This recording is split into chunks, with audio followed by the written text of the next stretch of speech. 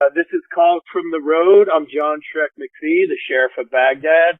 Today, we have a special guest, someone I've known a very long time, and my man George, Gio. And I'll tell you this, is we worked together for years, and today we're going to talk about the selection process. Like, I get a ton of young kids ask me, they want to go be a ranger, special forces, and, my kids are on this path as well, right? And, now I got two kids in the Army. So, I wanted to talk to George today about, selection process. How do you achieve, how do kids do this today? And what are kids like? So that's kind of what we're going to talk about today. George, you want to introduce yourself and tell the guys about you a little bit? Yeah, John. My name is George Edward Hand IV, and I do have a son, George Edward Hand V,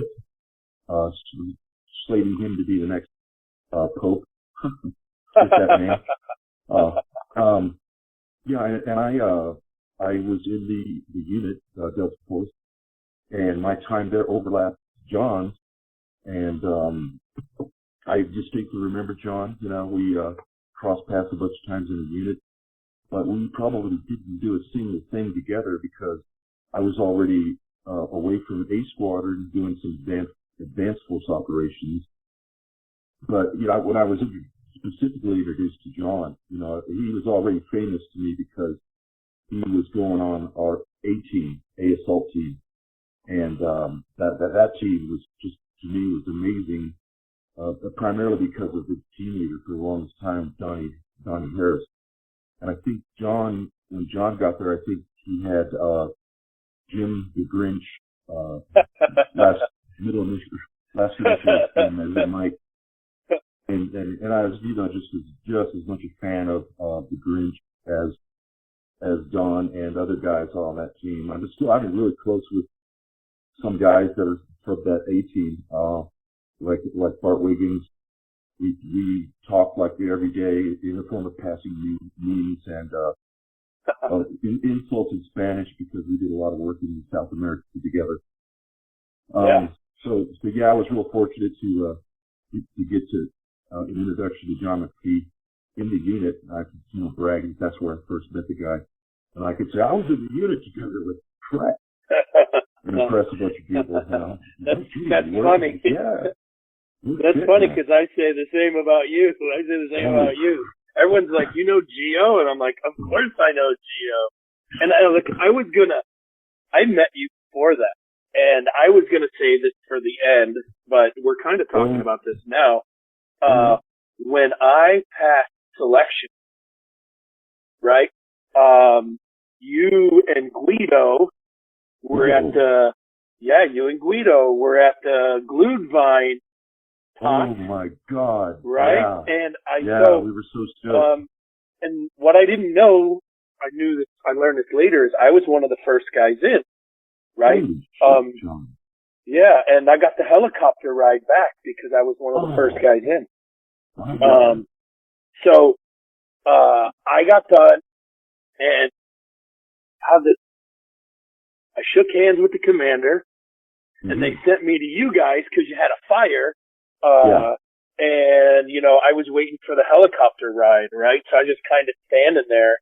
And, you guys are like, hey, super cool to me, right? And then, you're like, hey, I think it was either you or Guido. It's like, hey, you kind of look like shit. You want some of this? And I look in this pot and it's apple cider and it looks like hot apple cider. So I'm like, hell yeah, right? So you guys pour me a canteen cup full of this shit, and I'm like, I know I probably look like shit because I had seen Pete prior to you guys, and Pete's like, when I get playing the color number thing, he's like, you look like shit, get the fuck out of here. I was like, okay. So I get to you guys, and you guys pour me this big cup of hot apple cider, and I was like, it's warm in my hands. You know what I mean? It was just like, oh, so wholesome, so hungry, so thirsty. I start chugging it, there was booze in it, is that glue line stuff. Yeah, and it made me throw up. And you guys are laughing at me, and you handed me a Gatorade, and you're like, maybe this is more what you need right now. And I was like, thank you. Holy crap. That is unbelievable.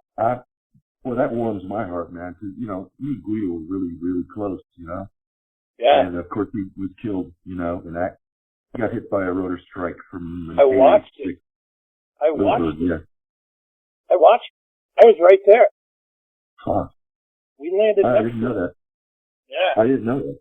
Yeah, it freaked me out, too, because I seen the blood spurt. I seen him hit the ground. And Pat was like, I was like, hey, get the fucking medic. And Pat, you know, it's kind of like freaked out, fucking grabbed me by my collar. And he's like, I don't think we need the fucking medic. Relax. And I was like, yeah.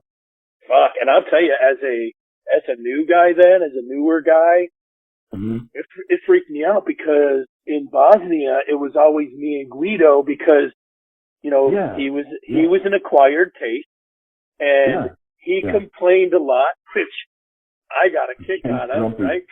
Yeah, because as a new guy, like, he's saying what I'm thinking, but I didn't say anything. I wasn't speaking up then. And so I always got stuck with Guido, so we hung out all the time. And, you know, I was like, hey, get the medic. And Pat grabbed me by my collar, was like, I don't think a medic can help this. And I just went and pulled security by the corner of the building. What I didn't know is the tail rotor of our helicopter was like, I don't know, 3 feet from my face at the time as I was watching, because our helicopter did some weird shit too. Shit. Yeah. What a mess. I mean, I hadn't heard that much. I mean, not even from Pat, from Falcon. He didn't even tell me any kind of detail. And I don't think, and I'll tell you this, I walked up and I looked at him. I seen inside his brain was gone. It was just a round thing in the bottom of in his head, like where the spine would go, right? Like I didn't, I just stared at it. I didn't know what to do. And I'll tell you this, I went home that night and my wife at the time was like, she's like, in the morning, I'm getting up to go back to work. And, she's like, hey, who died last night? And I didn't say shit to her, you know what I mean? And I'm like, what are you talking about? She's like, you tossed and turned about someone dying in your sleep all night. Holy fuck, man. Yeah, weird, right? Yeah. And I'll also tell you this. I looked at it this, as a new guy, if this could happen to, you know, he was 2IC for Pat, right? If this could happen to him, yo, what are my? Yeah, that's a very that's a very human reaction to that kind of thing. Yeah. A lot of guys feel that. That's amazing. I mean, I was in Bosnia when that happened, and I know you guys spent time together in Bosnia. I've got pictures of you and together in Bosnia. Yeah. And I was there and already not having a great time, and you know, generally pretty depressed because Bosnia is what it is. And they gave me that news. Yeah, they gave me that freaking news, and we were working out of it was a hotel is what it was. We were occupied as our talk. Pegasus is what we called it. Yep. And I just worked my way around to the back because nobody went to the back of that place because it was just jammed with junk, you know, washers and dryers and sinks and all kinds of shit. And I worked my way back in there and found a place to sit down and just, you know, bawled my eyes out, basically. And I did that for like three days in a row, and then it was over with, you know? Yeah, I think it stuck with me for a long time. Really did. Yeah. But anyway, okay. Not what we're talking about today, right? We're going to talk about selection. So you and Guido are at the selection. You got a fire, right? And you guys like trying not to overt laugh at me because I'm throwing up. Yeah. And and you're like, I think you need this, and you handed me a Gatorade, and like I was throwing up so bad, like I couldn't even drink it at the time. You know, I'm like kind of shaky. I'm throwing up, like, Yeah. and you guys are like very professional, not to just laugh in my face. Although, if you did, I'm a spontaneous laugher, always have been. You'd have made me laugh too. Probably would have been great. But yeah, that's the first time I met you. So look, today, you know, both my boys are in the Army. You know, they're on their own path. I never force my lifestyle or anything I do on them because the path we walk, you know, in your day, and you were a few years ahead of me in the Army in general. I didn't know that was a path. You know what I mean? And, you know, everyone assumes like, oh, this is the path you're on, or, you know, like metaphorically, which road are you going to take, the high road or the low road? Like metaphorically, I'm always thinking, like, motherfucker, what makes you assume that I see a road? I'm just wandering through the fucking jungle. You know what I mean? So it's true, right? This is the way I see it. I never tried to force that on the kid. Cause, you know, what if, you know, there's kids out there that know they want to be a doctor from the time they're 3 years old. Like, that's cool. Why would you fuck with that? You know what I mean? Oh, so yeah. I never wanted to interject too much with my path because, man, I didn't know what my path was. I didn't, look, when I went through RIF, which is now RAS, the Ranger selection, I didn't even know what that was.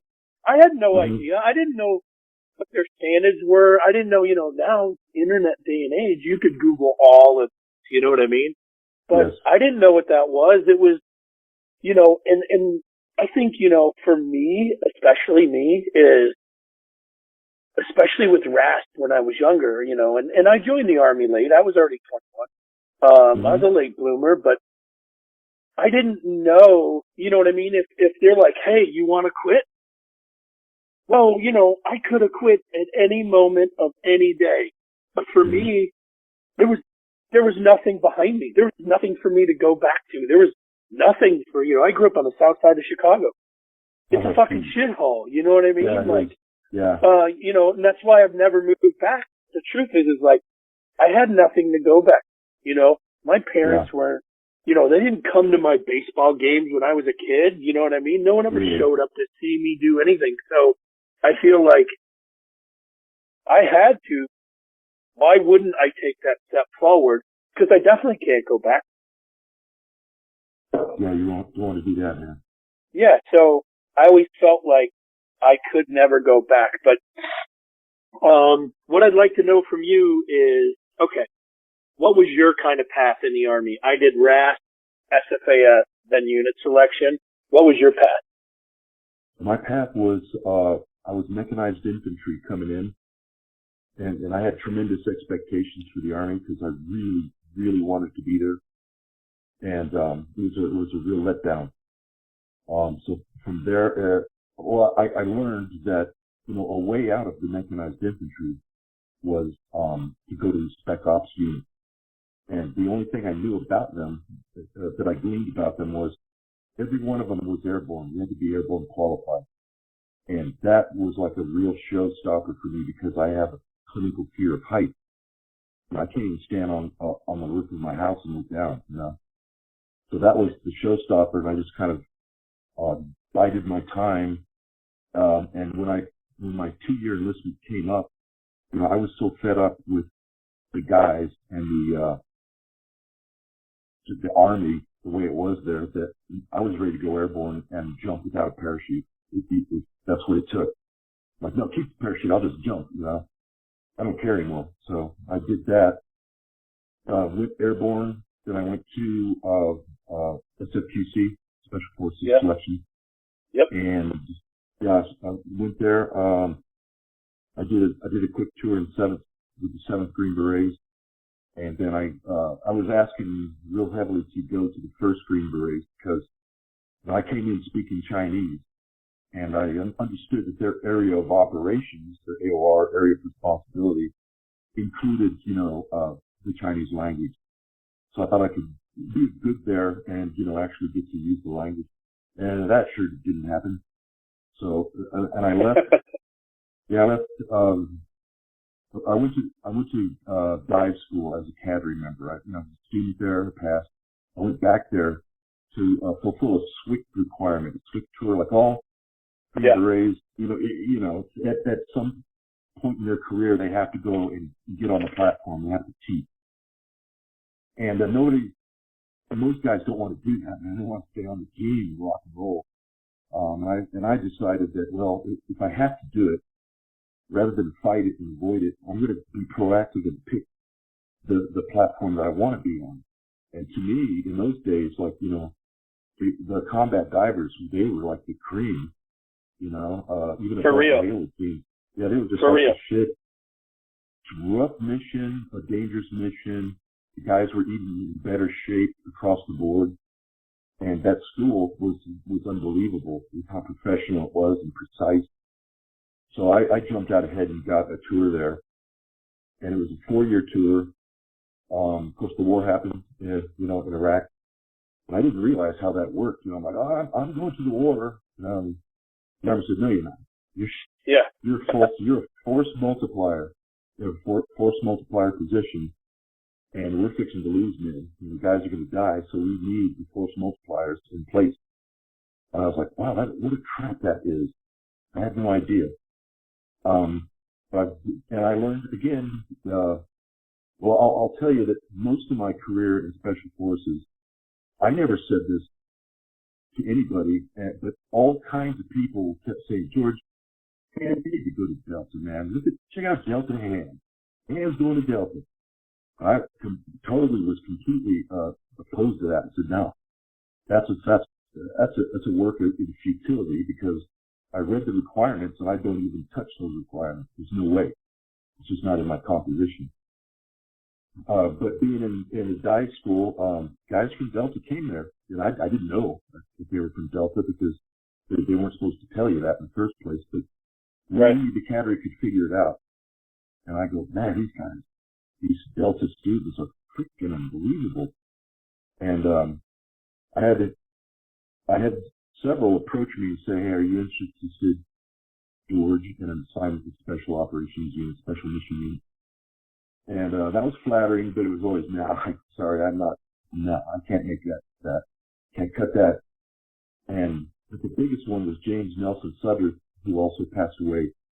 He pulled me aside from the student party, set his beer down, like several feet away. I guess that was supposed to mean there's no beer talking here, so he's going to get real serious. And he browbeat me, harangued me. You need to pack your shit and come to Delta. I said, James, I can't make that. I can't make the requirements. He goes, you just don't worry about the requirements. We need to go. Trust me, it's an out-of-body experience. The time he left, I was really thinking about it. And I was having some beef with the commander there, who was a Delta man as well. Him and I were having this beef, and kind of serious, a little bit serious. I said, well, I need to get away from this unit, or I need at least a break. If I go to Delta, that's the only place I can go, because nobody can keep you from trying out for Delta. If I go there, I can get a month break away from the old man. And, that's what I did. I trained up. The first time I trained up, I overdid it, man. I overdid it. And I literally was limping to my car with my duffel bag, to go to the airport and report to Delta tryout. I said, well, you can't show up to selection limping. That's one thing you can't do. You can't be limping to Delta selection. So I said, yeah, you're a fool. I took my stuff, threw it away. I put it back away and called the recruiter and said, I won't be making it out. And he said, well, just call me back when you're ready to try again. I said, yeah. In my mind, I was done. I was like, that was my one attempt. And I didn't make the published standards. I was never able to meet them in my training curriculum. And so I was done. That was my tryout. Screw it.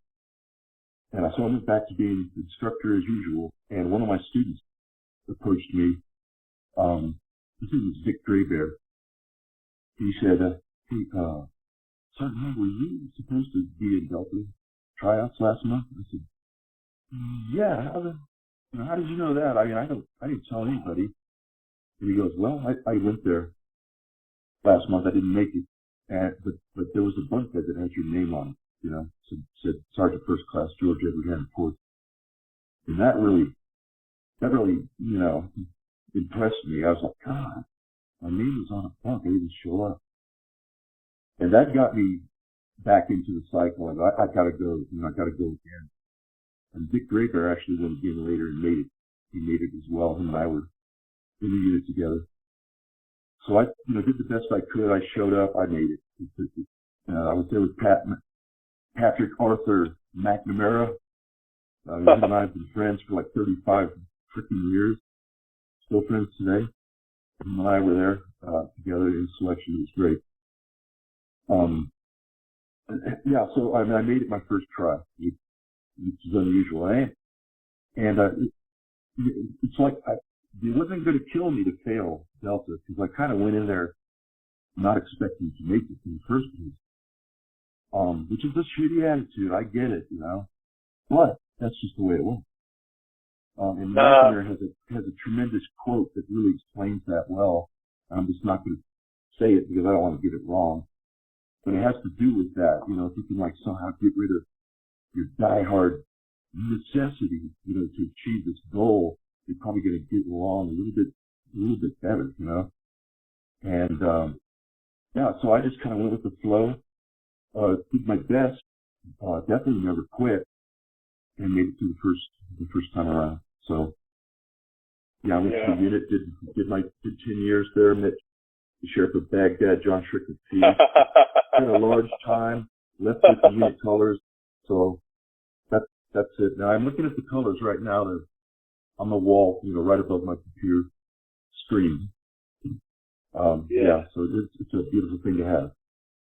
Oh man, that's great. Yeah, I'm so I didn't think I'd make it either, right? And I'll tell you my story is I was with Jason.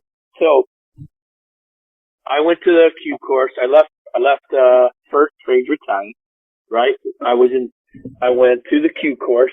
In my Q course was the two Jasons from Sea Squad, right? And you know who they are. I don't know if I should say their name or not. Yeah. So Elvis, Big Jason and my buddy Jason. Elvis, Elvis Jason, right?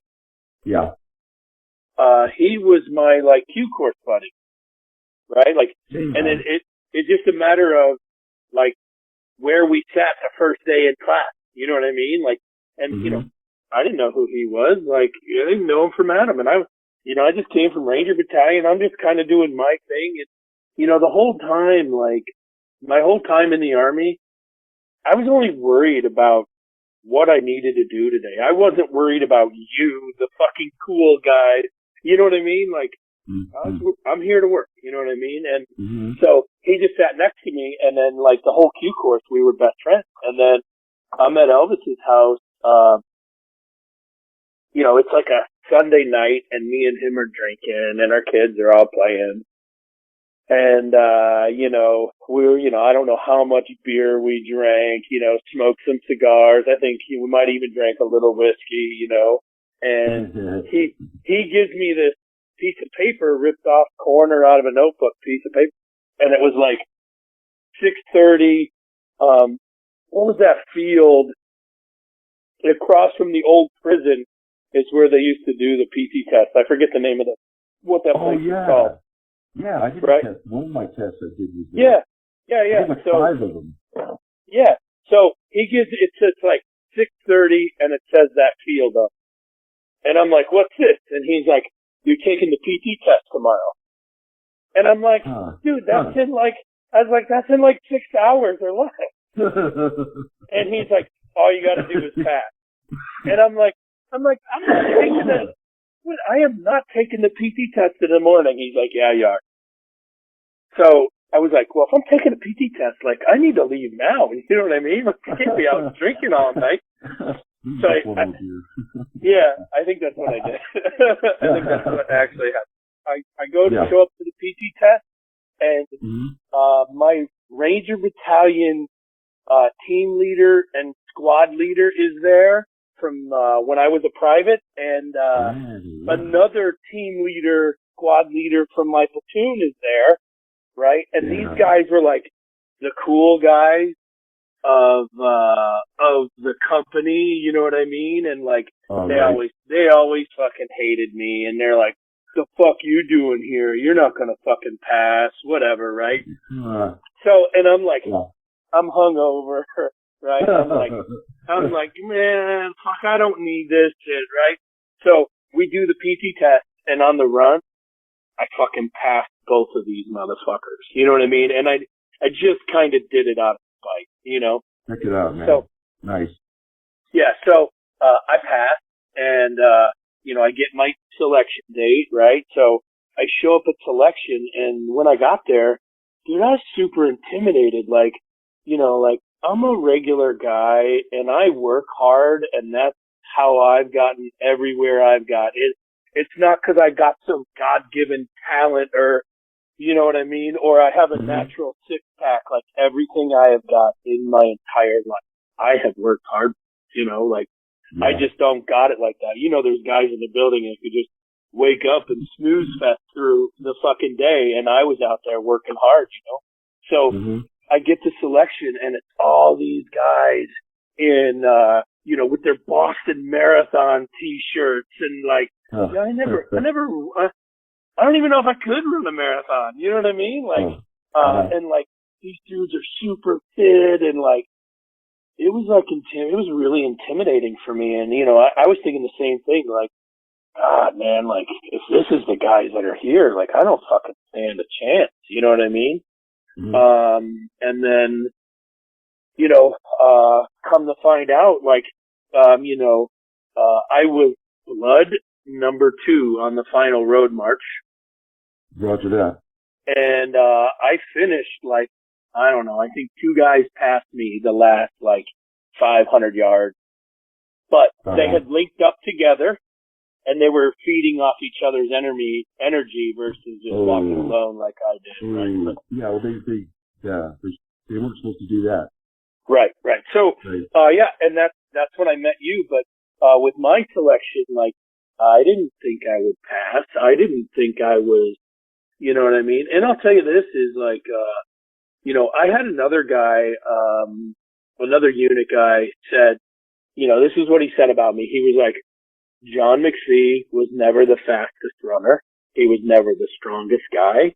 He was never the, you know, and he probably listed about 5 things that I was never number 1 at, right? And then he said, he's like, but when it comes to getting in a gunfight, he's my first pick. You know what I mean? And I think there's something to that with a lot of unit guys. You know, hey, you know, Grinch. I love Grinch to death. Like, you know, it was when he was a troop star major, everybody thought it was dark time. You know what I mean? But like, I worked hard. I was there. I put in the extra mile all the time, and I never had 1 ounce of trouble from him ever.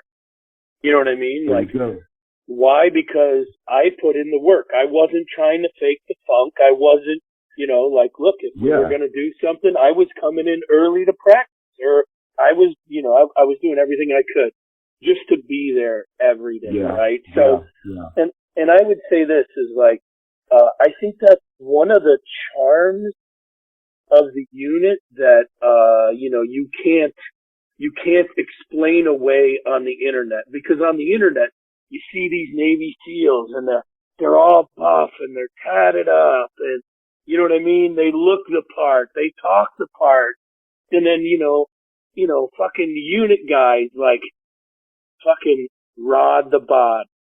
Rod the Bod, man. Stormin. When Stormin was the troop sergeant major, we're fucking driving cars today, you know, like, oh, hey, you guys are doing hot laps. what's the best time? He'd beat you, and then he'd be like, oh, I got to go back to doing paperwork. I'll see you guys later. You're on the range. He'd show up. What do you guys shoot? Let me try this one. Beat everybody and leave. However, he absolutely, under no circumstance, looked the part. And I'll tell you this, when I left and went back to 7th Group, he brought a bunch of stuff out for us one day while we were training, brought a flatbed full of shit for us to train with, right? And guys are like, the guys in 7th Group, you know, cause I was the troop sergeant major in 7th Group, right? And the guys that worked for me was like, who is this guy? Like, that guy's an operator? I'm like, that guy will fucking crush you in anything you could think of today. Watch what, and I was like, and I'd die for that motherfucker. So watch what the fuck you say, right? Hell yeah. Hell yeah. But I think that's something to be said about the unit selection is, it ain't just the guy that looks the part. Is there guys that look the part? Sure. Does that make them better than you or me? No. You know what I mean? So, yeah. I think that's something to be said about the process in general. You know what I mean? And I would also say this is, you know, OTC, I came in every week. I did, you know, I was there every weekend. I came in the morning. I ran the open. I did that. I put in all the work, and I could say this. I don't know anyone in the squadron who kept my work ethic. If there was a trip, I never said no. Someone needed some help from me, I said yes. Like, I never told anyone no ever. That was seriously, you. Right? And I think, I like, know about that reputation. And I think, and I think, like, I think that's something to be said. I didn't think I would pass, but I tell you this, I think, I didn't see this till later, but I would say the biggest killer on the battlefield of special operations, in my time from, you know, 01 till I retired in 11, the biggest killer was ego. Because if you could just take a fucking step back, right? And look, I'll explain it this way, right? The Benghazi story. Everyone's heard the Benghazi story. And, you know, these guys want to go help the embassy, and the head guy's like, hey, stand down. Right? And it's like, how dare that guy tell us to stand down? I'd have said the same thing till I could have figured out what the fuck is going on. And I always explain it like this. Two bulls on the top of a hill. The young bull says, hey, Pop, let's run down and fuck a cow. And the old bull says, no, son, let's walk down and fuck them all. Yeah. Right? Yeah. And I think that is the premise of the Benghazi stand down for a minute. Why run to go get punched in the face? When, you know what I'm saying? Like, seriously, right? And then maybe if they would have stood down and came up with a better plan, maybe they could have killed everybody, right? So, having said that, I think ego is the biggest killer on the battlefield today, right? And I think this is truly, and you know, I'll bag on them just for a second because it's just too easy to bag on them, but this is truly the problem with the SEAL. I'm not denying that, man. I'm not. Seriously. It's lack of planning, right? Because if you had an ounce of humility, you'd be like, we got to go do what? Okay, how's the best way we can do this? From here to here, what are our options and what could go wrong? Well, let's talk about it. From here to here, what are our options? What could go wrong? Mm-hmm. And I think humility will get you to plan and have a good plan. And ego's like, let's just get on the birds and kill everyone. Mm-hmm. Does that make sense? So, sense, man. And I think that's why I felt the same as you when I went to selection. I was, fuck man, every day I was intimidated by guys, but towards the end, you know, you get to see like the barracks get a little bit thinner, you know what I mean? And then, day to day, like, you know, okay, anyone want to quit? And there's like the dude with the Boston Marathon shirt, like fucking walking out to just quit, and you're like, well, that guy's quitting. What's in store for me? What are my chances? Yeah. Yeah, seriously, right? And Trek, I got to throw this in. This in because with Pat Savage, who we've already mentioned, he said Delta doesn't necessarily want the best guy; they want the right guy. Amen. Yeah, it's so that's so many layers. Not even. I know you were the right guy, and I was the right guy. Neither one of us were the best guy. So right. Yeah, and I think that in today's day and age, the internet day and age, I think the knowing about it, I think, is a bigger detriment than just taking the leap of faith. Mm-hmm. You know what I mean? Because I got to be honest, when I got on a truck, and I was driving back to the barracks, I thought, well, I did my best. I've been doing everything I was asked to do. I did it the best I could this whole time. I guess this is where it ends for me. I had no shame. I didn't feel bad. And then I get handed like another, it seemed like fucking, another 50 fucking maps. I'm like, what the fuck? What the fuck am I going to need all these maps?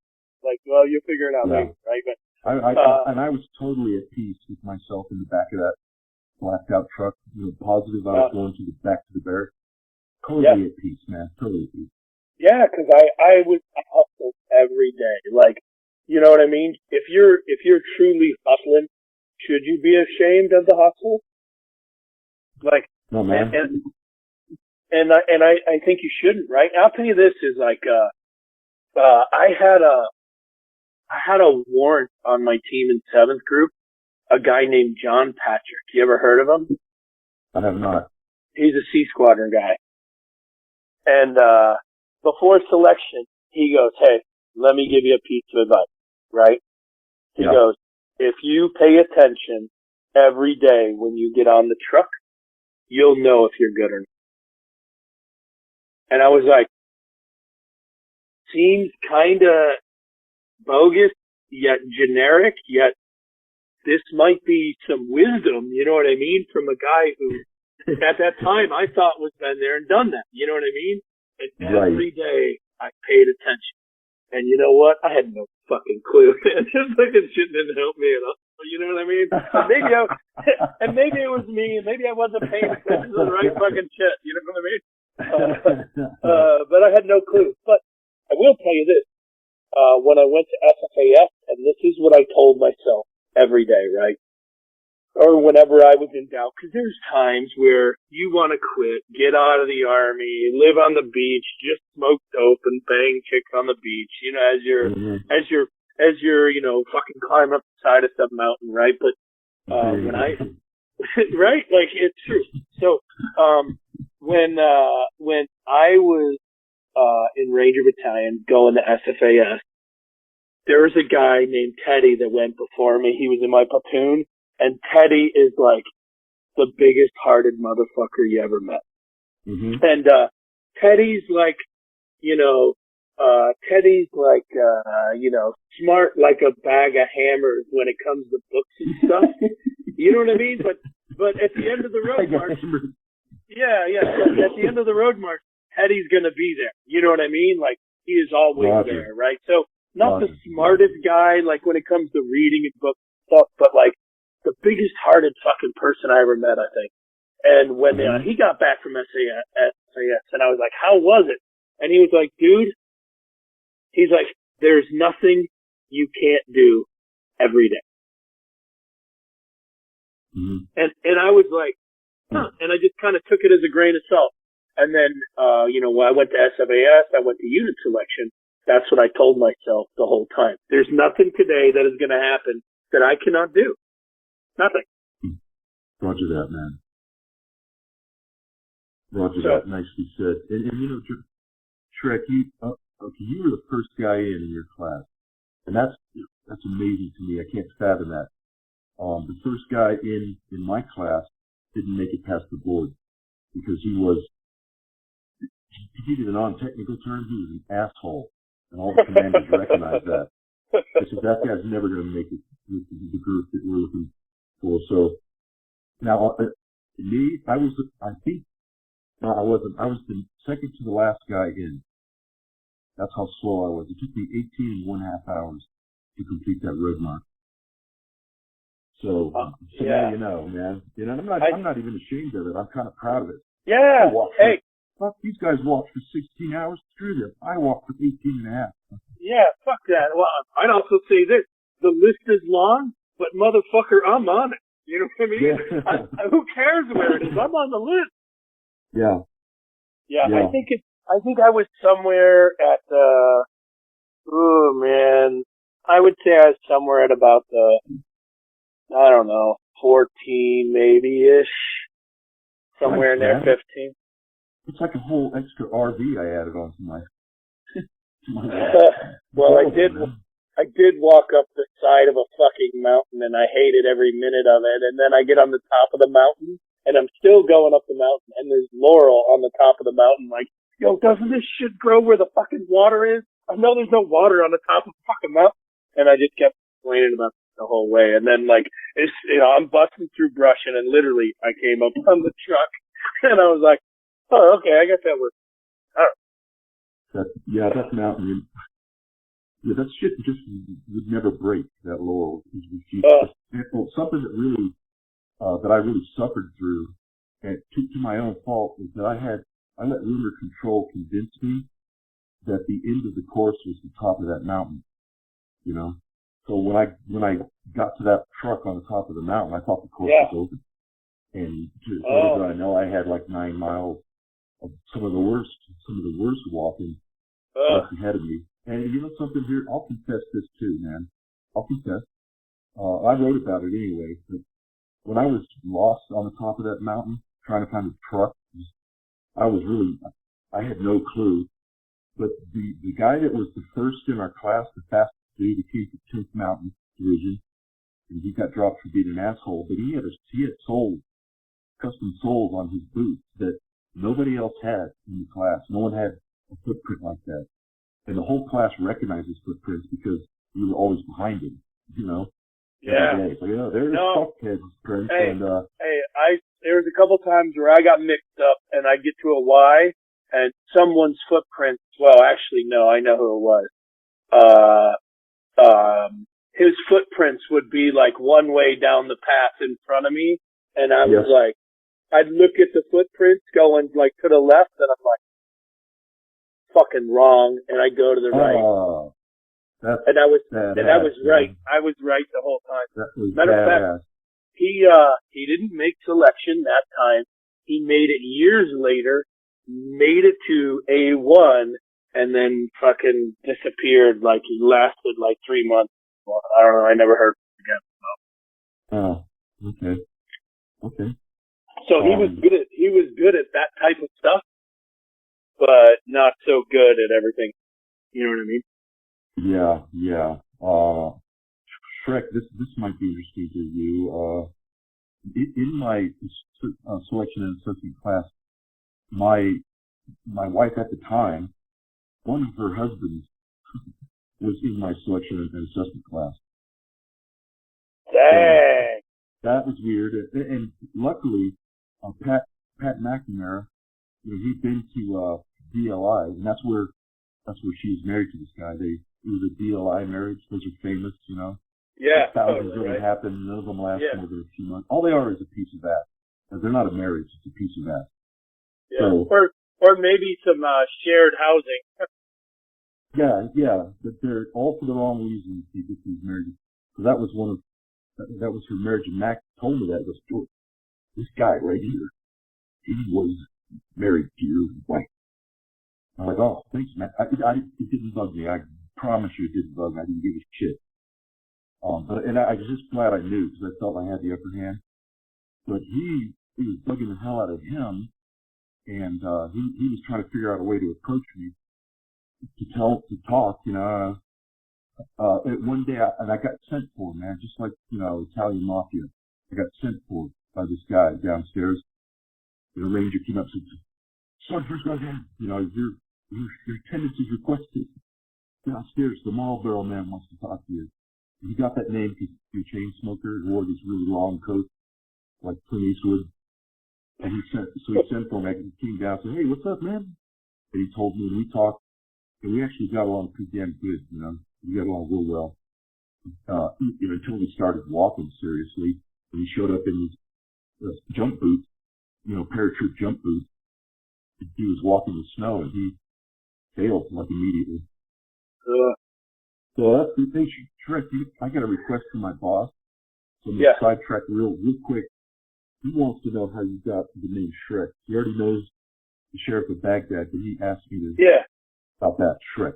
So, Pope gave me that name. Really? The Pontiff? Yeah. The Pontiff, yeah. So, I don't know, A3, we're out somewhere. I don't know, we were training or something. And, we're, waiting on a bucket loader to move something out of the way so we could get our shit going. And then so guys kind of, bomb burst looking for vehicles or whatever, right? So, or trying to find someone that could drive a vehicle, forklift or something. And then finally I'm like, me and Pope are just standing there kind of waiting for something to happen. I'm like, Pope, man, fuck this. I'll move this shit. And he's like, what? You know what I mean? So I get behind this thing and I kind of deadlift and push it out of the way. And I shove this thing out of the way, right? And fucking save the day, save training, right? And Pope's he's looking at me and he's just kind of quiet for a minute, but he's hard looking at me. And then he's like, "You're like a fucking ogre." And I'm like, what? What are you talking about? He's like, "Man, you're like a fucking ogre." And then he's like, "No." He's like, "No, you're like fucking Shrek." And then you know how he's got that laugh, right? He's like, "You're fucking." He's like, "You're Shrek." And then Hugh Sling Blade and Caveman Matt come up, and he's like, "He's fucking Shrek." He pushed it out of the way, And then I didn't pay any attention to it. You know what I mean? I don't care I never cared what you called me, right? And then about 2 weeks later, I called Hugh Sling Blade Hugh up. I called his house, and one of his boys answered the phone. I'm like, "Hey, go get your dad." He's like, "All right, who is this?" And I'm like, "It's John." And he was like, "Who?" I'm like, "It's John. Go get your dad for me," right? I knew Hugh's sons, right? And then he was like, "Who is this?" I'm like, "It's Shrek." And he's like, "Hey, Shrek, hey, Daddy, it's Shrek," right? And I was like, "This is fine. This is it right here. This is it," right? I just got to accept. Great story, man. I'll get to pass that to him. Yeah, no worries. Okay, so let me ask you this. Talk about overtraining before you went to selection, right? Yeah. Let's talk about pre-training. What do you think? What should your level of fitness be before you show up? God, man, that's kind of without any metric there, it's kind of hard to answer. Well, the metric is sand, right? I think. Yeah. Well, I think looking back after contemplating a whole bunch of things about selection, and since you and I both know that nobody knows what the time standard is, and that's a mystery, and I've wondered that for years, and I finally came to the conclusion that everybody had their own, and that it was a matter of consistency. It was consistency. If you kind of slow, there's always a bottom line. You can't be slower than this, or you're gone. Period. But above that, you could be slower than 100% of the class. But as long as you were above the bottom figure and you were consistent, I got lost every day for 3 hours. Every day. But and that's consistency though. I got lost for 3 hours, that time's gone. And then I shook it off and I was good for the rest of the day. No more getting lost and walking as fast as I could. And that spells the consistency, that I think they were looking for. And so that's kind of my theory there. Being being able to push a rucksack a good distance at a good speed day after day, for weeks at a time. I think, I don't believe that at any one time, at entry level, did I push myself, until I couldn't go any further. You know what I mean? Like a max day at the gym, trying to lift max weight. Right. I probably did that maybe once, but I didn't do that, especially in my second train-up. I didn't approach it like that. It was much smarter. And I ignored, the reason I blew it the first time is because I was, I had their suggested training curriculum, on a piece of paper, and I was trying to follow it. And I didn't get hardly halfway through it when I was, failing their times in your standard. But the second time around, I threw that out and just did my own, that made sense to me. Yeah. And like you, man, I mean, you're always going to push hard. You're going to be honest about it. You're always going to push hard. But there's got to be a limit to it. You got to set the limit. You can't go out there and say, I'm just going to go till I fall on my face. But no, you got to, when you hit your standard, like, time's up, whoop, I still feel good, though. I still feel good, I have to go for another few miles. No, man, you set your limit and you reached it, now you got to stop. You got to be smart. You got to be smart. Overdoing it, man. No way. Yeah. It's not a good way to train. I completely agree. I got to be honest. I road marched to work, which was about 8 or 9 miles, with about 60 pounds, maybe 3 or 4 times. Besides regular team PT, like 7th group team PT, and my team was fairly fit. That's really all I did. I would say this, and this has always been my philosophy. I think young guys always try to, what's your bench press? Okay, first off, yeah. I've always felt like bench pressing is the most worthless thing you could do, because in what real world situation are you bench? Like, you know what I mean? Mm-hmm. Like, squatting, you might have to pick something up. So I always felt like there was other exercises that were better than the bench press. And with having said that is, I never 1 rep max. I don't care. Never cared in my life, right? It's always sets and reps. That's what's making strength, not just pushing something once, right? You go. But with the pushing something once is, how many guys over the years have you seen get injured because they're trying to get that, that extra 50 pounds on bench press? You know what I mean? And so, my kind of philosophy the whole time was on a scale of 1 to 10. Every time I do something, I do 7 or 8.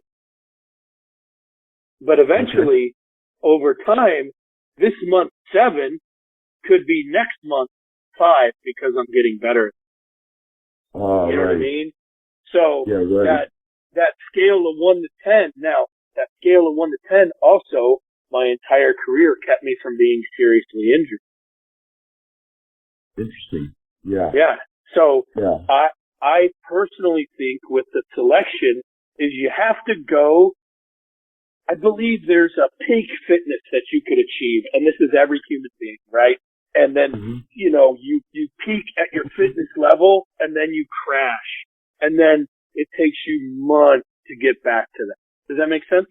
Like, I've seen this all the time, in the Army is, well, I think you should peak the last day of selection. So I think you need to go fit enough to where you could still ramp up every day you're there.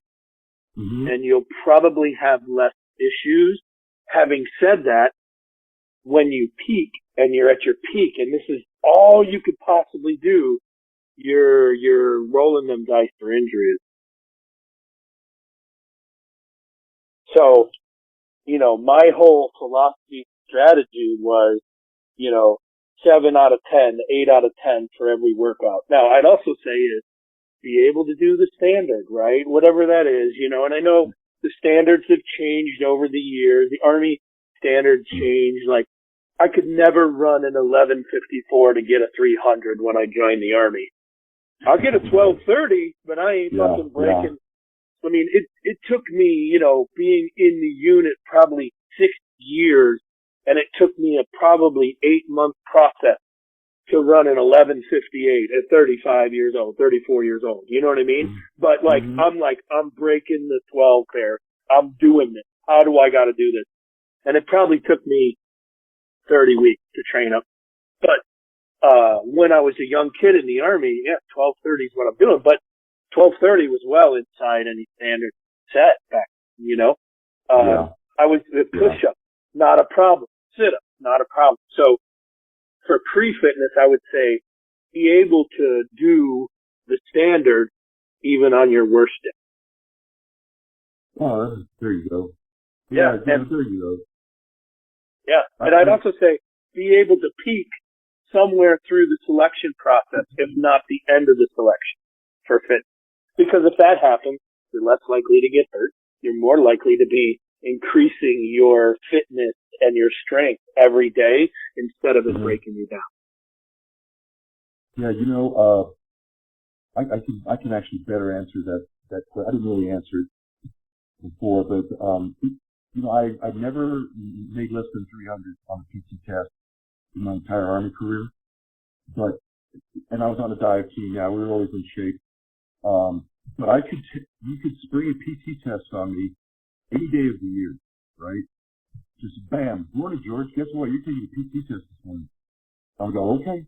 And I could pass it. I could pass it with 300. And there's a lot of dudes, man. The news comes out like, hey, we're doing a PT test this month. You guys are all bitching and, pissing and moaning. Like, oh, this doesn't give us any time to train up. And that really impressed me negatively. Like, what do you mean train up? Why would we train up for a PT test? We should be able to do it every day, every day and pass it. And I do remember that when I did a PT test, I was like smoked for the rest of the day, man. It just, in the Green Beret, it's just like, wow, I'm smoked. I can't do another thing. In the unit, they'd screen PT tests on us with a UBRR. Yeah. And we'd knock those things out in the morning, and we'd feel fine the rest of the day. And I was like, that was nothing. Yeah. I was like a good morning call. We'll be doing PT at noon. We'll be doing the real PT at noon. Yeah, seriously, that's just the way it was, man. Every day, all totally. the time. Yeah, the Army was like, hey, you guys got to knock out an Army PT test. Like, you guys want to do it now, or you want to wait till the morning? Like, the Army PT test? I'll pass that shit right now. Yeah, you should be able to knock that out, man. God almighty. And another thing I'm dying to say is that I've said this many times about selection that I'm proud about, is that I did selection on air and water. That's what I tell people. I passed selection on air and water. And what that means to say is, like, when I got there was so much shit in that barracks. There was Met-Rex and T-Rex and creatine and power this and power that. Dudes were mixing up these freaking shakes all the time, taking all of these supplements. And that gave me that piece of intimidation that you described effectively a couple of times already. And I'm looking around and going, man, I got a box of raisins in my pocket. That's what I got. Well, how the fuck am I going to make it? I got no supplements. Yeah. And I had a power bar. I don't know why. I had one power bar my entire month there. And I was going to save it for the tremendous ruck marches. And the night I did my 20-miler, I pulled that thing out, took a bite out of it, and I almost went into hypoxia, right? My mouth was full of this shit, and I couldn't get enough air, and I was feeling dizzy, and I just spit it out. And I said, okay, well, we won't try that again.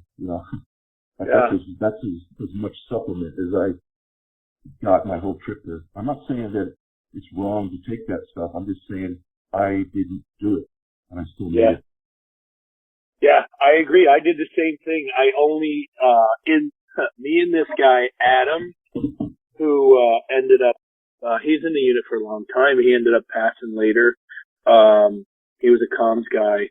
we were in selection, and he's another seventh grouper, and so I knew who he was. So we'd go in the chow hall, and it was like, how much can we eat for dinner? And you know how there's a scale in the barracks? It'd be like, okay, I'm going to try to eat 4 pounds of food at dinner, and they'd be like, bet. So we'd get as much food as we could, we'd eat it, and then we'd stand on the scale, and it'd be like, dog, I only got 3.2 pounds of food. Like, I don't know if I could eat 4 pounds, you know? And every day we did that. I only did MREs. I had like maybe a couple of like the little power gel packets, right? Yeah, I remember those. I remember. Yeah. Well, and I was saving them for like if I was really. I told myself if I was really stuck, I'd do it, right? And hey, I walk into this. One of the points one day I'm sucking, right? So I was like, fuck, I know I'm getting close to a point. So I eat this power gel, right? First time I had anything besides, regular food or anything, right? And so, I walk into this point. It's us down there at the point, right? So, you know, he's playing the game and like, you know, I got my stuff on the hood and this goo packet, goes right through me and I gotta shit my brains out. So look, I leave all my gear, everything on his truck, and I just run into the wood line mid like sentence and talk to me. and I talked to him, you know, years later about, we got a good laugh on it, but, I come back and he's like looking at me like, what the fuck are you doing, right? I come back and we finished. And I grab my stuff and I'm like, I slowly like walk away and he's just looking at me, sitting, you know, like, you know, after I passed, when I got to the squadron, you know, he was like, hey, can I ask you a question? I was like, yeah, I think I know where this is going. He was like, what the fuck? But I ate this goo packet and it's the first time I had anything other than MREs or real food. And, it caused me to shit my fucking brains out. And I told myself never again fuck with my body like that. Oh, understandably, man. So I tried it once. But yeah, like, guys, it shakes and like, it's super, I was super intimidated the whole time. And even though like, you know, like, I'm not like, you know, I wasn't intimidated where like, you know, like I thought these guys were going to beat me up. I was intimidated like, man, these guys are genetic specimens. You know what I mean? There's some, yeah. Wow. You know, a really short karma story I'll give you is, I had lost my mag light. You know, my mag light to me was everything because I had huge plans for it. I even constructed my own head harness that held my mag light, and that was going to be for the 40 miler. You know, so it would have hands free. And, you know, that's how I was going to pass. To me, that's my secret weapon. I lost the mag light, and I was jonesing pretty good. And, across from me, there's an SF medic guy, you know, that I got along pretty good with. And he was laying the stuff on his bunk, and he had 3 mag lights laid out. I was like, holy shit. And I said, hey, Han. I said, I lost my mag light, man. Can I get one of yours? You still have 2. And you know what he said? He said, man, I can't do that. And I said, what the fuck, man, please. And he goes, no, because you're probably not going to make it, and I won't get my flashlight back. Dick move. That floored me. I, thought I knew this guy. And the karma piece is, he never made it. He fucking washed out on the 40 miler, man, laying upside down in a canyon somewhere. So that's the karma. Yeah, for real, man, for real. Yeah. All right. Thanks for the constant reminder. All right. So look, what would you? Look, my next question about the selection process is, how do you achieve something like this? And what advice would you give somebody if they were going to go? And I'll kind of preface this by saying is, I get asked every day on social media. Right? Kids want to join the Army. No kidding. Right? And my comment is, you know, like, oh, I want to go be a Ranger, or I want to go be Special Forces, or what do I do? My answer is one thing always. Get off the internet and fucking go, right? Right? Because if fitness level, if you're a young guy, you can work on that. You know what I mean? You know, the Army standards are just getting into the system as a young guy aren't that hard, right? No, get off the internet, right? And my advice would be is don't be afraid to take that fucking first step, right?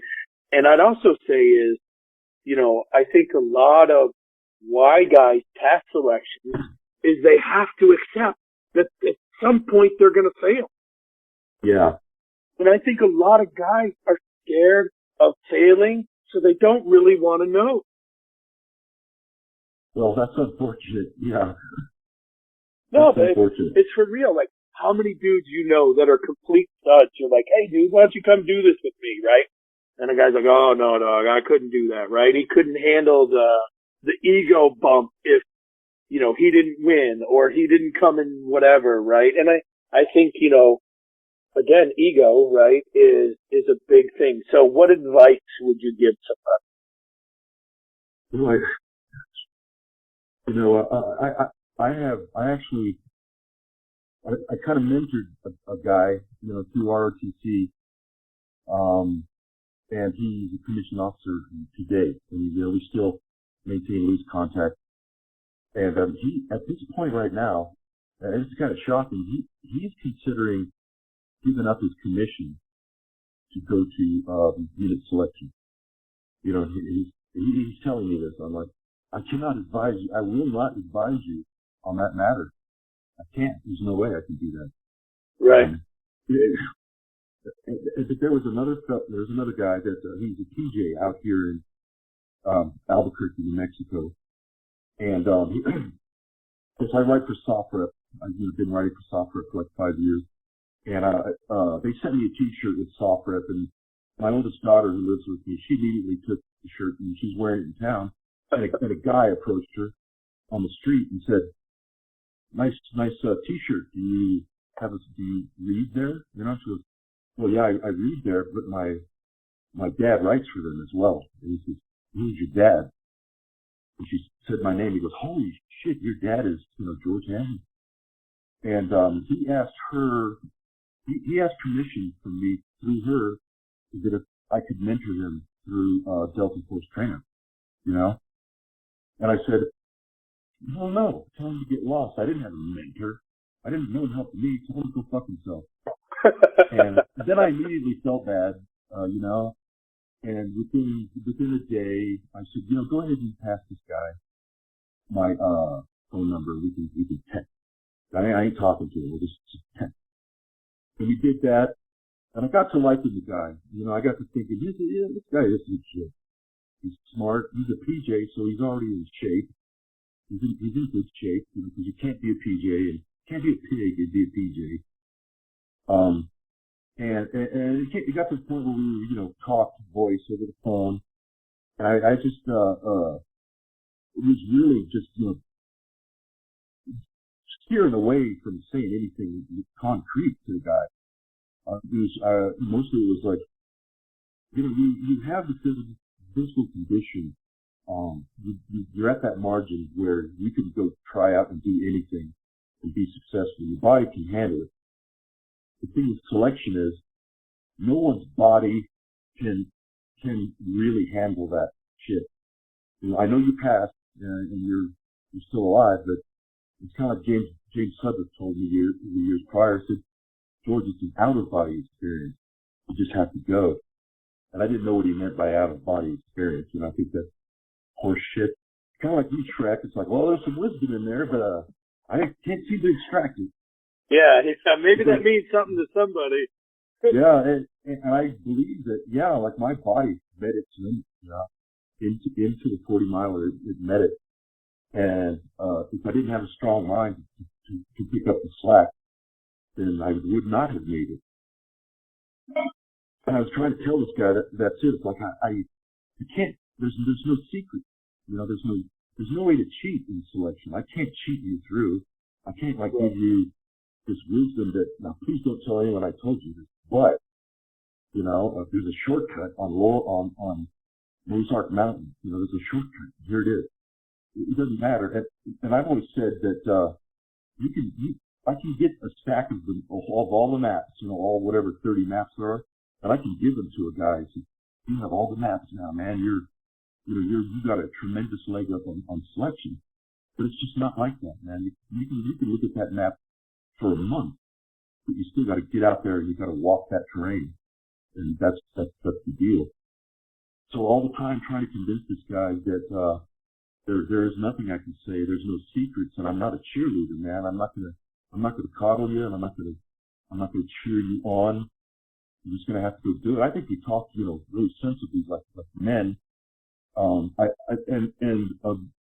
Obviously the biggest lesson learned for me, I already said what it was, is that I let rumor control steer me into believing something that wasn't true. Right. You know, but I got to the top of the mountain and I was fucked. It wasn't over.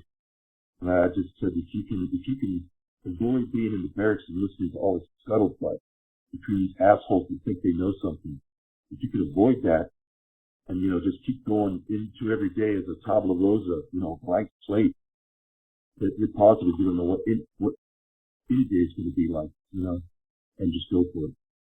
And he went there, you know, and they have phones now, right, Shrek?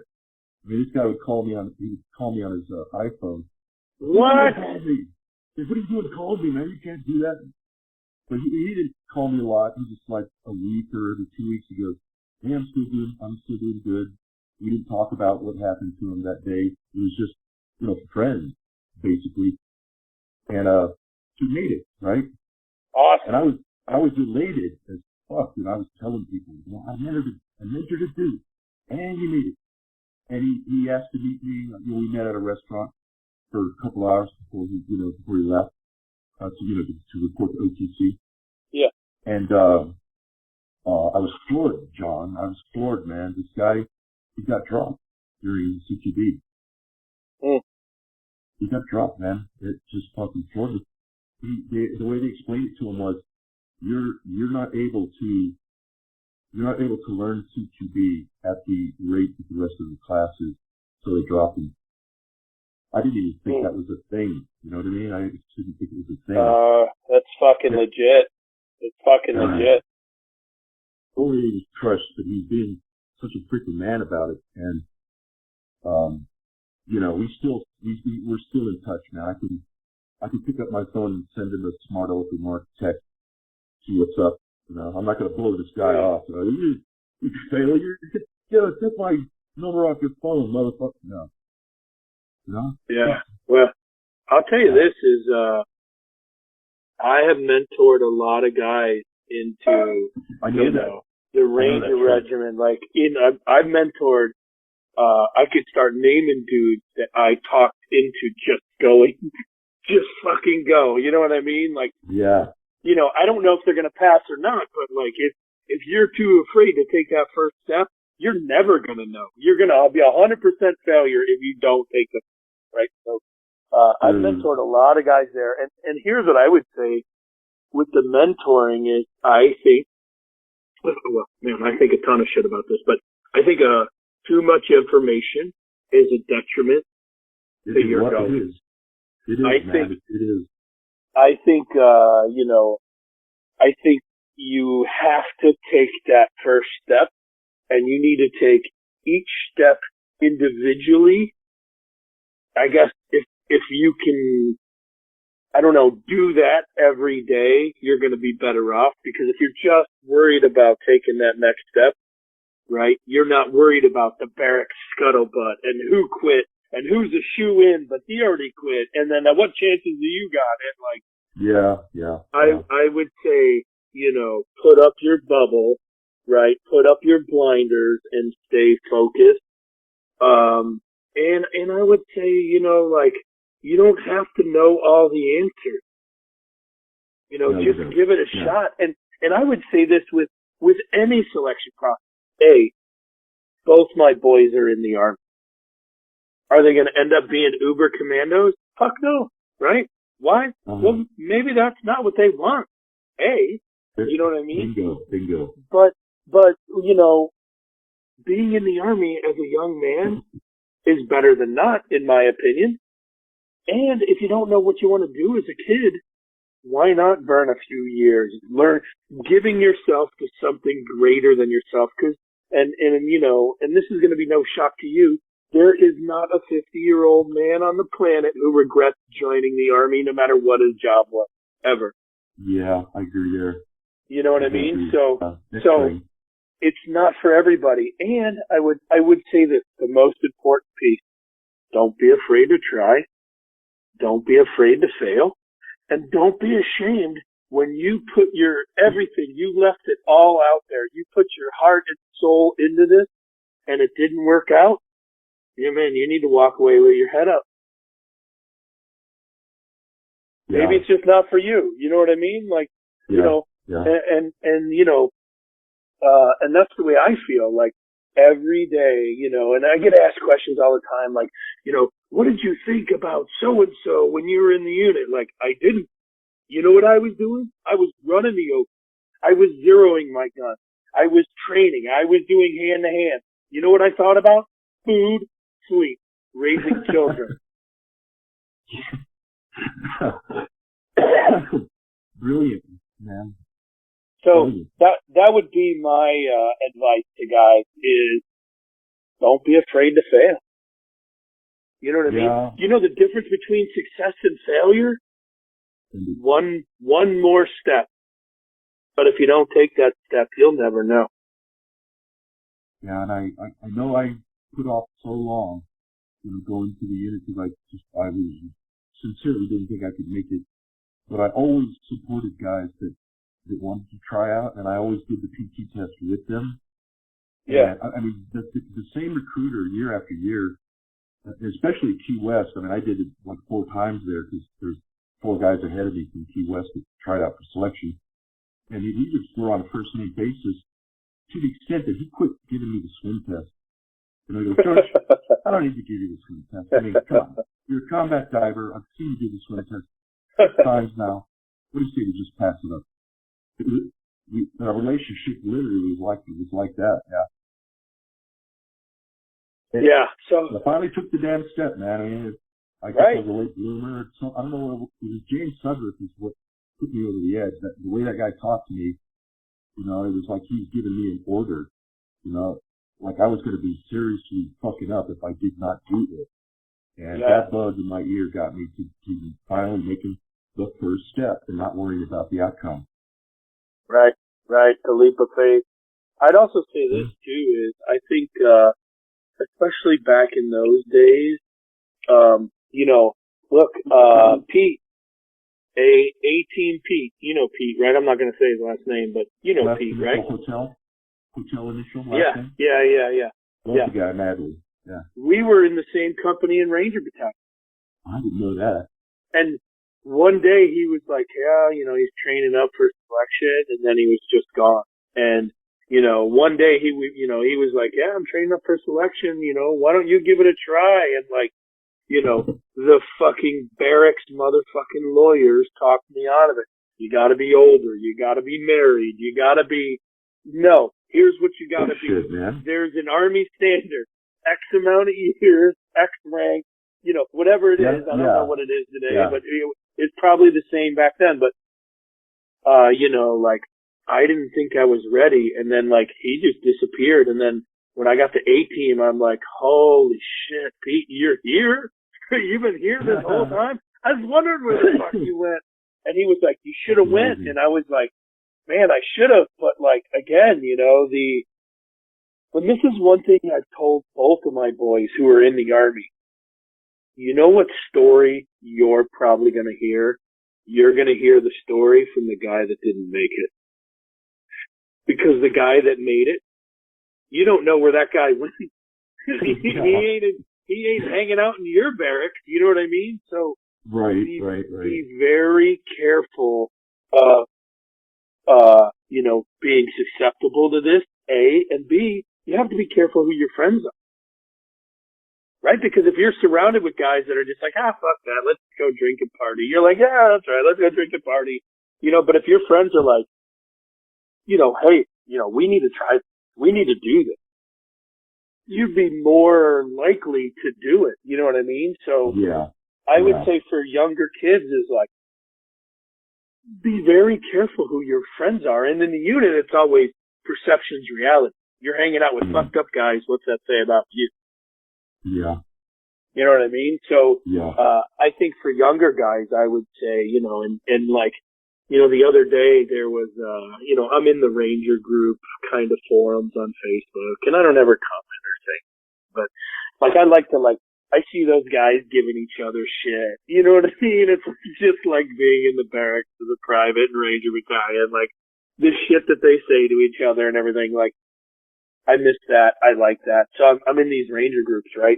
Oh, a guy the other day posts a video of a kid does this, RASP, the new Ranger selection program. He does a breakdown of what to expect every week and blah, blah, blah, and he failed. And like, I don't know if I ever commented before this on the Ranger group page, right? But I was like, my kid's right there right now. He's in RASP right now. And this guy is exactly the guy I tell him not to fucking listen to. I was like, I am shocked to see this here on this page. Right? And then one of the guys, like, he messaged me and he was like, hey, I agree with you, and I would tell my kids that too. He's like, but I went through in like somewhere in the 80s, and he was like, I didn't even know it changed, and like the changes seem incredible, right? And then I was like, okay, what he said backed me down a little bit, but the fact that, on a Ranger Brotherhood page, we're listening to a kid that got washed out. Man, talk about a big touche, man. That's a big touche. Now, I'll tell you this is like, it was tastefully done. The video was informative. It wasn't, it's not all bad, but like, it was, it happened at a time where I'm telling my kid who's sitting there right now, don't listen to these guys in the barracks. They're everywhere. You know what I mean? You're not hearing the whole story because the guys that passed go to Ranger Battalion and you're not allowed around them. Yeah, what a tremendous point that makes. So and I would give anyone advice is, hey man, be careful who you're talking to. You know what I mean? And tell me if you agree with this, Trick.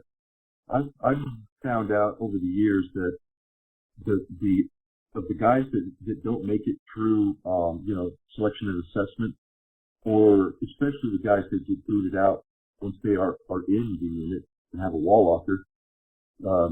8 squadrons before you came, John, we lost like 8 guys to bulls for behavior, right?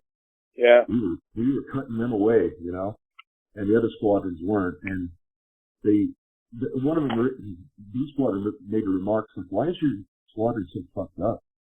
And I said, well, we're not fucked up. We're just policing ourselves. Something that you guys are not doing. And they weren't. We knew what the guys were up to.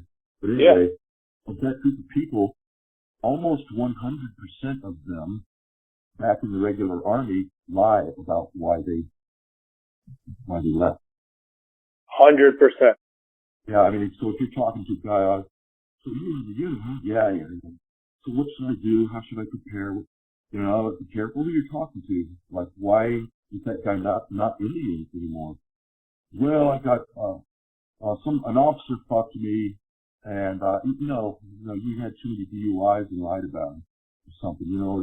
Yeah. That they lie for real. about why. Yeah, they lie about it, and I'm also in a page, it's an SF Brotherhood page. I'm also, I don't go there all the time. I only go there when something's up. I need to go check it out. But there's some real sour grapes in there from the SF Brotherhood, from dudes that didn't make it. Anyone that's in that page, Bad Malcolm Delta, I'm like, let me guess. You got washed out. You didn't make it. You got fired. Let me guess, you know? Oh, for real, right? Yeah, you didn't pass CQB. You didn't, he's going to lie about, he's going to talk trash about Delta who has not been there. Who has no idea really what it's like. Right. And so, right. Well, you know, I always tell people, look, when you leave, there's only two people that know what happened. The guy who explained this to you and you. Yeah. And the guy who explained it to you, you are never, ever going to hear their side of it. That is correct. That's correct. So the only side of the story is yours. Yeah. I mean, never trust a lone survivor, I say, man. There's a reason they're a lone survivor.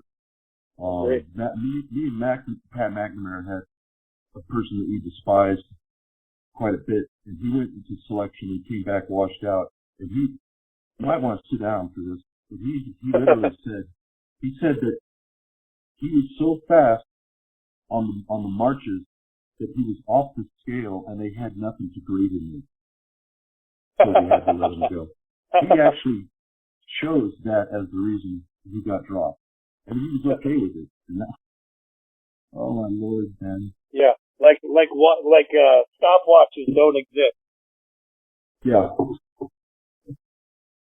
Crazy. Yeah. Yeah, you definitely got to be careful who you listen to. Okay. Man. The last thing I'd like to cover with you is kids today, right? Like, look, the whole time I was in the Army, the PT standard changed. When I joined, I was 21. When I turned 22, that's when the Army changed the 22 to 27 age group to be the hardest PT bracket. When I turned, when I turned 28, the 28 to 32 bracket was now the hardest. When I turned 35, that bracket was the hardest. And the Army reasoning is, well, the older you get, the better you do on PT tests. But I think what the Army didn't realize at the time is, look, you're past 10 years in the Army. You know the game. You're professional. You're here to play. You hooked me this far. Just go to the fucking gym. It's not that hard, right? So my whole time in the Army, I was in the hardest fucking PT bracket. Something I think you don't know, John, that you're not aware of, is that in Big Army, they would occasionally go, hey, well, how old is John McPhee this year? Okay, well, we need to change that bracket.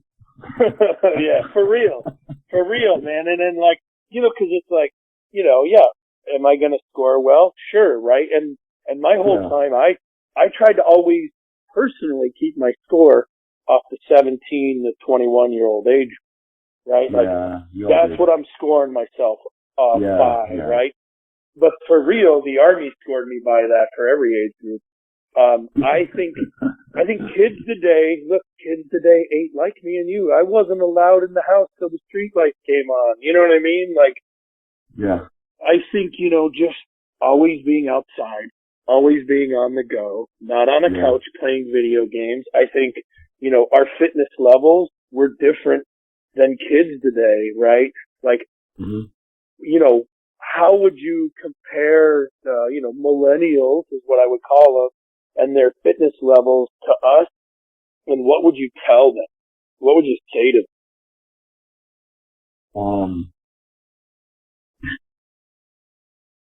I mean, it was definitely different for me growing up.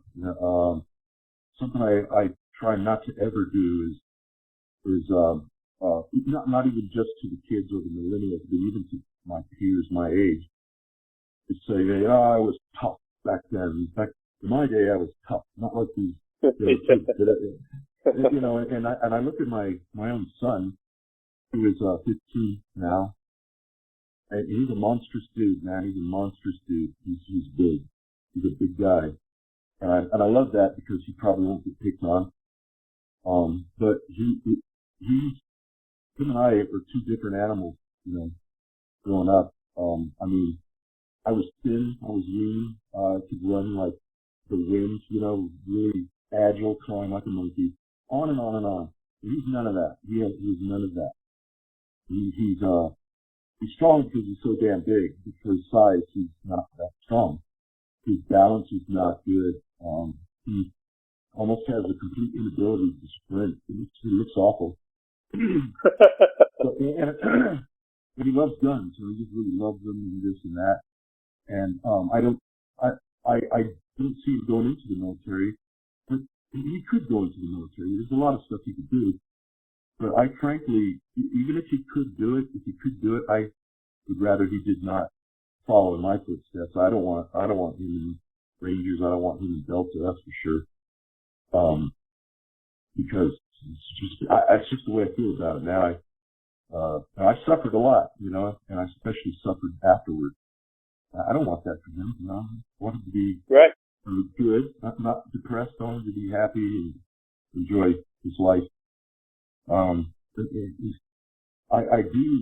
do, you know, when I was a young kid, I look back at the generation, you know, before me, and I was like, man, those guys are badasses. They're tough. Vietnam, Korea, World War II.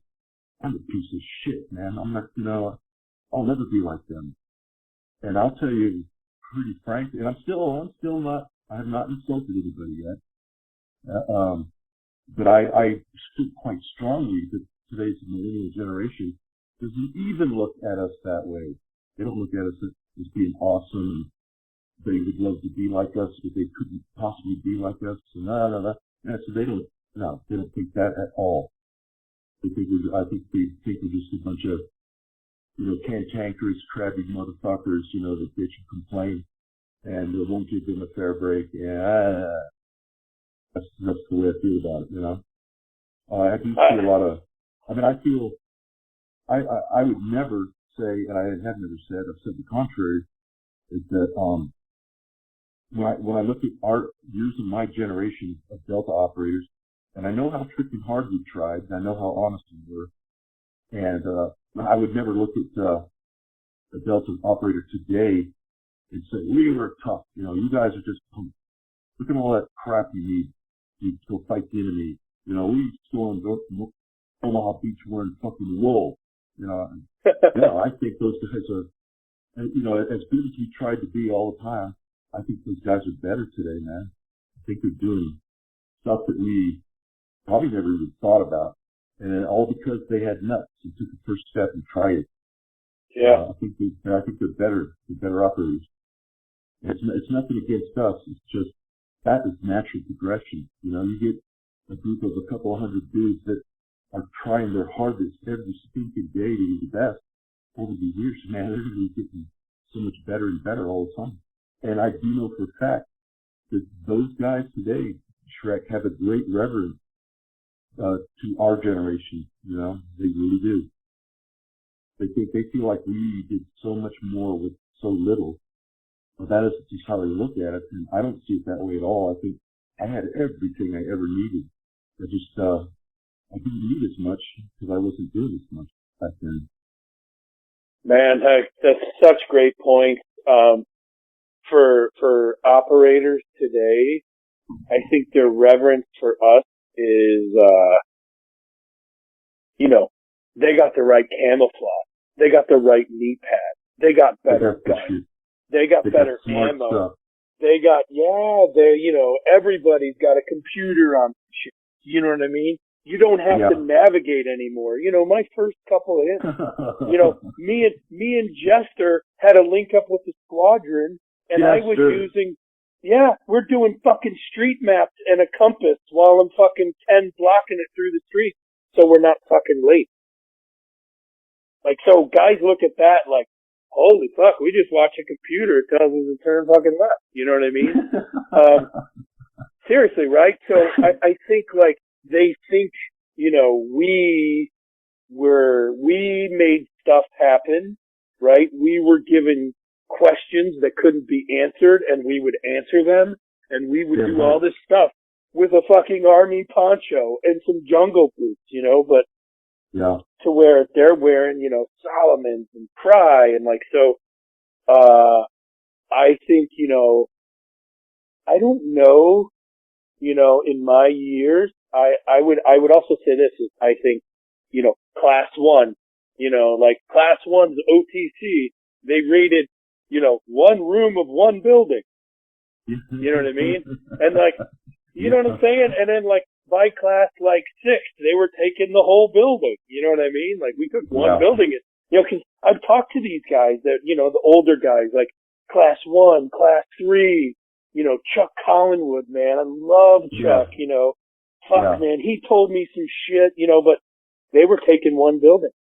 Man, my OTC class, we took like fucking small town, small complex, several buildings, right? So who knows what they're even doing now? And then think about the assets they're probably employing, you know what I mean? Fucking drones, cameras, dogs, like, so I do think the guys are getting better per se, but I also think our generation, we were extremely ready for anything that could happen because we had years to fine tune the one thing they call soft imperative number 1, your fucking self, the core of you, your skills, your confidence, your everything, right? And I think, guys don't have time for that these days. So I would give guys the edge in every way, right? Out of 10 things, I'd give them the edge in 9 except for that one. Because we had time. Those guys don't got that time. The world was a different place. And they're never going to have that time anymore, right? Now, for kids and millennials, man, way different than I think kids today are not as physically fit as kids, in the 60s and 70s because of the world, again, a different place, right? I also think you're right, they have no reverence. Every kid today is his own special little snowflake. And when I deal with a lot of guys come to my classes that like run businesses, employ people, doctors, lawyers, dentists, accountants. I get a gamut of guys. And what they say about hiring millennials is kid goes to college, he comes to hire on, and when you're like, yeah, we'll hire you, you're the new guy, right? Like, why not in the management position? Right? I think because their whole entire life, ever since they were little kids, they have been told they're special, right? But someone special doesn't start out at the bottom. And I think they missed the one thing that me and you had to do just to keep our job every day, and that is put it. And I think that's where they fall short, right? And if you're falling short of putting in the work, you are definitely afraid to take that. Yeah, I can't disagree with that. No, that's a fact, man. That's not an opinion. Hey, speaking of that, the Grinch is famous for having said this, Trek. Yeah. That's your opinion, and it's wrong. Yeah. I didn't see the cartoon book for that. Oh, man, yeah. I really fear for the millennials, frankly. And even now, I mean, as bad a shape as they are in with COVID-19, that affects them so much more negatively. You know what I mean? Because with regards to employment, like they're there, in that work, the work pool, job hunting, job seeking, and bam, there's like not a lot of hiring going on, and there probably won't be for a good many more months. So yeah, but I would say this is I also think millennials weren't really in the work pool to begin with. Right? They're college educated for sure, but that doesn't make a fuck these days. And I also think this is everyone. Yeah, not really. Yeah, and I would also say this is everyone's like, oh, the world's never going to be the same after COVID. Like, are you kidding me? I've been doing this podcast for almost 4 years now, George. I was putting out one a month for 4 years, and now I do one a week, right? And every podcast, George, I say, we talk about current events, and I say the world is fucking strange place. The truth is like, the world's going to go back to being a strange place because it was a strange place to begin with. So, are we going back to normal? Yeah. What's that normal? Fucking strange, right? So, yeah, I totally agree, right? So, it's like, guy, I hear people like, the world's never going to be the same. I'm like, the world was always fucked up. It's going to go back to being fucked up. How is that not the same? You know what I'm saying? Like, it's crazy, right? It's funny, but it really is true. Yeah, and then I had a guy on a couple of weeks ago where he was like, I listen to, and he listens to all my podcasts, and he's a good friend of mine, and we were talking about the Venezuela guys, which you know how fucked up that is, right? Yes, sir. He was like, man, I've listened to all your podcasts, we've been friends for years, I follow everything you do. He was like, let's not in this podcast say the world is a fucked up, strange place. And I was like, okay. He's like, maybe it's just putting bad karma out there. So let's say at the end of this podcast, the world is a great place, and maybe we can make it better through just saying it's great. Then I was like, yeah, I'll try that, right? And then that's here a Hail Mary pass, bro. Yeah, I know. But hey, I was like, you know what? We'll do. And what could it hurt? At this point, what could it hurt? The reality is, I think the world's going to go back to normal, and I think our normal is pretty fucking straight. Yeah.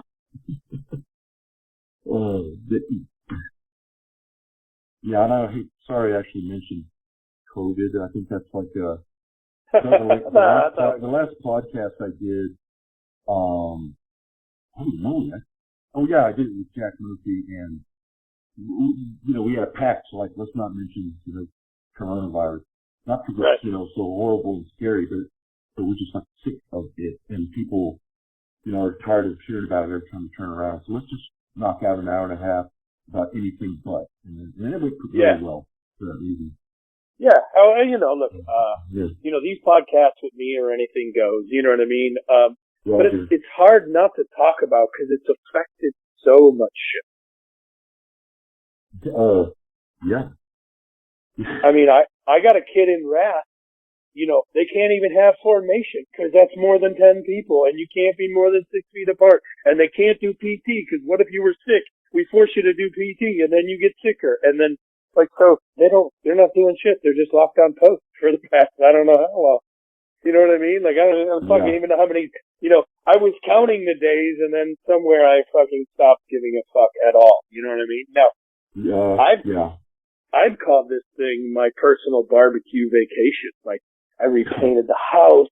Like, hey, I'm smoking ribs as we speak. I put them in this morning at like 7 o'clock on a super low temperature, and I've been basting them every 2 hours with duck fat. So they're going to be amazing. My dinner's going to be amazing, right? But, fucking kids in the army is like full bore, and you know how the army is. Imagine added COVID to fucking army. Yeah, and and to add to that is, with regard to the travel policy, like no TDY is happening. Therefore, all the people that would be traveling, which is a pretty big number. Well, they're back and locked in on post, and probably just like swarming the PX every freaking day. And just maxing that place out all the time. The Post Burger King is sold out. God, I can't even imagine, all those people jammed into a post and nothing really to do, For real, man. All right, so let's wrap this up. Hey, I'm John Trek McPhee, the Sheriff of Baghdad. This is Calls from the Road. And then look, we talked about selection today. If I had one piece of advice I had to say is take the first step and tell yourself every day, there's nothing today that is going to happen that I cannot do. And then, Gio, I'll kick it to you.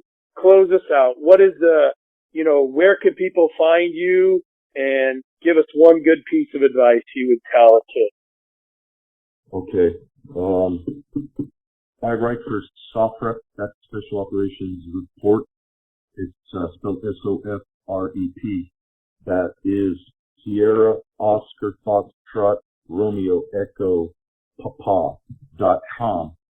Nice touch. I've been writing for them for about 4 years. I do write some news editorials, but mostly they allow me to write whatever the hell I want. And it's a tremendous amount of fun. I do podcasts now and then. I really don't mind podcasts as long as I don't have to have a camera on me. When the camera's on, it changes things. I don't really feel like talking as much. So there's that, and I wanted to mention to John Shrek McPhee one last thing with regard to the unit then and now, and that is that if in our generation somebody magically could step forward with that, for instance, that computer that all the guys are wearing on their chest for navigation and such, if they were to reach back and say, would you guys like one of these? And we would look at it and say, Jimmy, let me have it. Yeah, it would be a beautiful thing, man. It's not like, no, we don't have those because we're tough. For real. And so, but here's the last thing, and it's a quote by a guy I have respect for, and it goes like this: "The Delta Force we will always have with us because no amount of modern technology will ever replace raw audacity." End of quote. Amen. Amen. Okay, and honestly, for the youth, for the young persons, anybody that wants to try out and do something for the military, things that we've been talking about today, I got mad love and respect for you for even wanting to do that. I don't even know where you get that drive to want to do that. But John is a pretty approachable guy, and I would never, turn down talking with anybody about it. I have mentored a few people on it. I would never turn down. I almost did for the one guy, but I recognized I was an asshole, and I ended up helping him out. And I would help out anybody. I mean, I've had guys invite to fly me out to their kids' ROTC graduation and to speak, at the graduation. I've had kids dress up as Delta Operator George Hand for Halloween, go trick-or-treating. I've seen that. I'm like, that's really smart, dude, because if they don't give you any candy, you can just take it.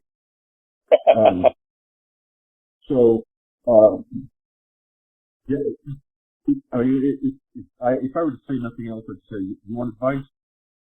Take John Shrek McPhee's advice with regard to taking that first step. It's beautiful. John, that is really all I have, my friend. All right. Thanks, George. Yeah, man. Calls from the road, and stand by for the next one. George, man, great to talk to you. Thanks. Shrek, mad love for you, my brother. Man, it's always so much fun. I get to laugh my ass off for an hour and a half. What could be better? Thanks for making my day, bro. You're welcome. Thanks, man. Cheers out.